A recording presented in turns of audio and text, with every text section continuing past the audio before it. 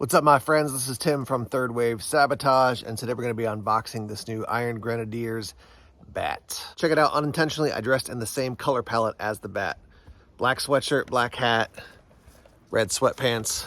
It's just in my soul, I guess. All right, so quick look at the box. Obviously, this is the style of box they're using now, with the actual figure being able to be displayed, not just artwork. You see it says Iron Grenadiers there on the front. On the back, it's got cool photo of the bat, some close-ups over here, I should say. Side, you can scan that. In the past, this has only taken me to Hasbro Pulse, some information about sort of their abilities. And then on this side, there's that close-up with the very different face mask, head sculpt that you can put on there.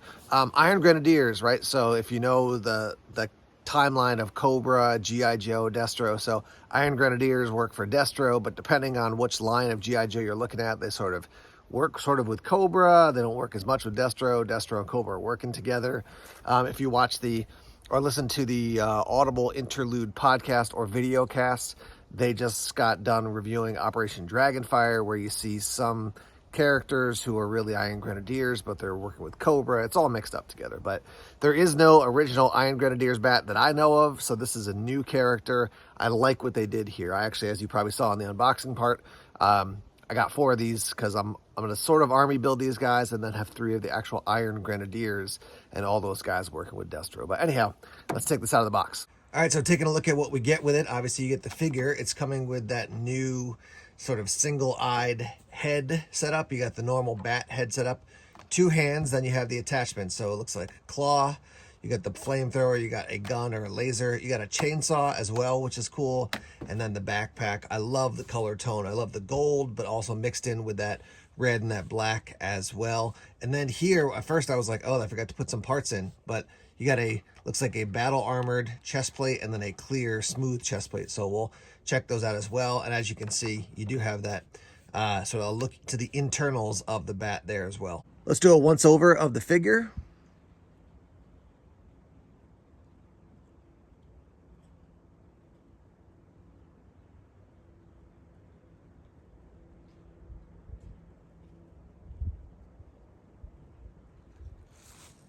And now let's spin them around.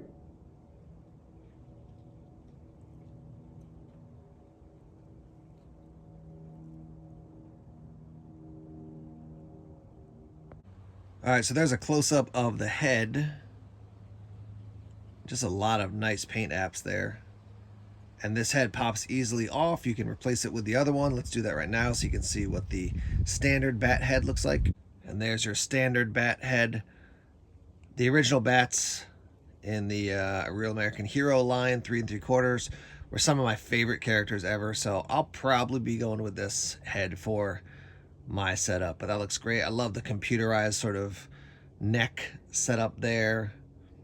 They didn't just throw a piece of plastic in there, but it's got, yeah, just some design, which is really cool. Here's a look at our battle damaged chest plate right there.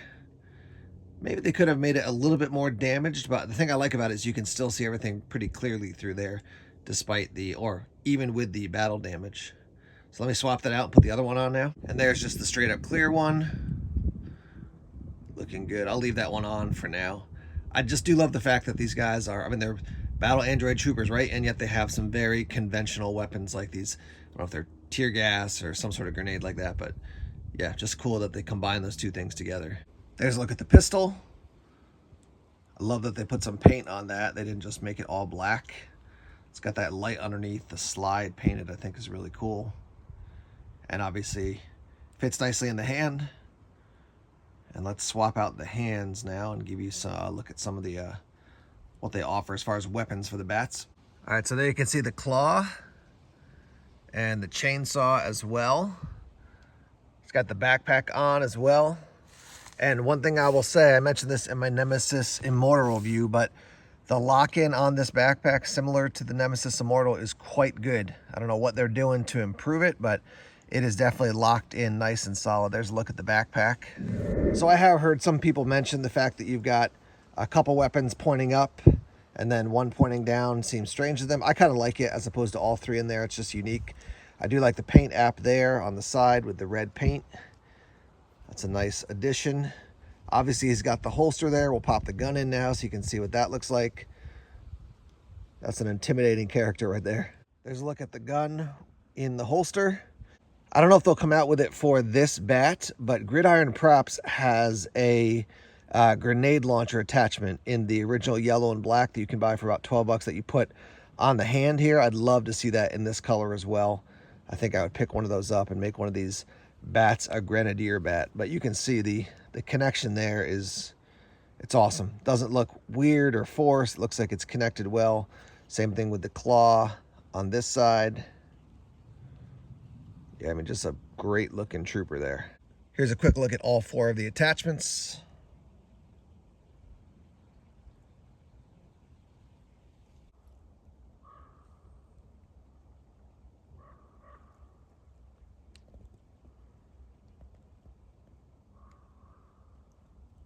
I wanted to show you the backpack here. I don't have any of the snow bats or Arctic bats, so I've never messed around with the chainsaw before, but that chainsaw doesn't look like it'll fit normally in the backpack, so that would make sense why they built it this way, so you can keep it attached on the back. And you could probably spin that 90 degrees if you wanted to, but that allows you to have all the gear attached without, you know, basically having to keep something in a pile or in a little Ziploc bag somewhere else so you don't lose it. I like that setup there.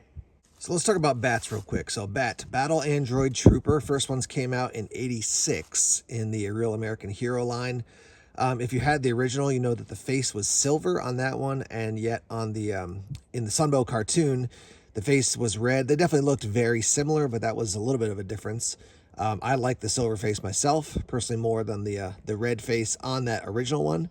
But I do like this whole color palette on this Iron Grenadiers one. I think it's awesome. So Battle Android Troopers, one of the notes that I've read about them is that they were sent into battle and they wouldn't send other troops from Cobra into battle with them, because when they did, the other Cobra troops would become a target because the bats couldn't differentiate between friend and foe. Obviously, if you watch the Real American Hero cartoon, you know, the Sunbow cartoon, there were tons of these guys around in different battle scenes. Some of the most famous are when Sergeant Slaughter beats the living tar out of a bunch of them. I just think they're a really cool trooper. And, you know, sort of you create your own headcanon as you go along. And for me, like, part of the headcanon would be that as these guys got into the different versions of them, that they got more and more effective as troopers. So for me, I'm like, yeah, they're not just like out there destroying things all over the place. Like they figure things out, or the technology improves such that they figure things out along the way. They are often attributed to Dr. Mindbender as being him being the creator. Obviously, with this in the Iron Grenadiers line, the concept would be, you know, did Destro get a hold of them and basically build them for his Iron Grenadiers? We'll see in the future in the canon of Classified, like how does the Iron Grenadiers group and Cobra, do they work together? Are they opposing forces? Sort of, again, depends on which line you go down, Sunbow, or if you go down the comics or other avenues as well. I personally think the first generation of the 3 3/4 inch is the best one. The second one is it's just doofy for me. The colors are okay, but I don't like the head sculpt as much, and it's not well accessorized. That first one had a lot of accessories that you could lose, but also it just made the character awesome, I think. So that first one is definitely the one I always look to as sort of the standard for bats. So part of the fun in talking about G.I. Joe, for me at least, is reliving like the G.I. Joes of my childhood. I'll tell you one thing that's interesting is I never did troop building in my childhood. It was like one character, and if I got another one, I'm like, why do I have an extra one? So it was like probably 3 years ago, I was like, whoa, people troop build. That's awesome. I never really thought about that. So I've got, like I said, 4 of these guys, and then I'll get 3 Iron Grenadiers. And I just picture my setup with like Destro on the front, maybe Scrap Iron sort of a little bit set back, 3 Grenadiers, and then 4 bats. Yeah, that's going to be like a force, you know, in my headcanon when it comes to Classified and G.I. Joe. Let me hear your thoughts in the comments. What is your headcanon when it comes to bats in particular? What are your thoughts on this one? What do you like? What would you change? I think this is a win across the board. You can probably see I'll keep looking over here because it's over there, but you could probably see there's a little bit of scuffing, it looks like, on the helmet, and I don't mind that totally, because they're Battle Android Troopers. But just a heads up on that. Battle Android Trooper from the Iron Grenadiers. Let's hear your thoughts and your feedback. Thanks for checking out this video. Please subscribe and stay tuned for future videos. Third Wave Sabotage, signing off.